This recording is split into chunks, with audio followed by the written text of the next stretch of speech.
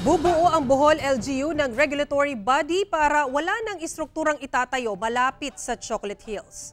Ang detalye sa ulat ni Alan Domingo ng GMA Regional TV Balitang Bisdak.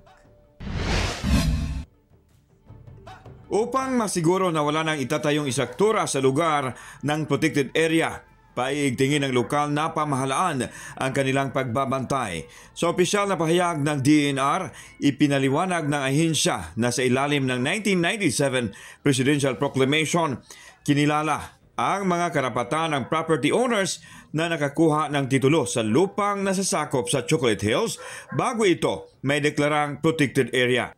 Gayon pa man, pwedeng patawan ang lugar ng mga pagbabawal at regulasyon sa kung paano ito gagamitin at i-develop na i-detalye sa Environmental Impact Statement bago pa ito isyuhan ng Environmental Compliance Certificate. At ito ang gustong tutukan ng lokal na pamahalaan. Konsulta sa itong PLO, unsa itong mahimo makastop pata. And according to our PLO, Attorney Handy Lagunay, na lisod tungod kay it's titled na permit from PAMBI. Dagdag ng gobernador, hindi alam ng Bohol LGU na nag-issue ng temporary closure order ang DENR sa Captain's Peak Garden and Resort noong September 2023.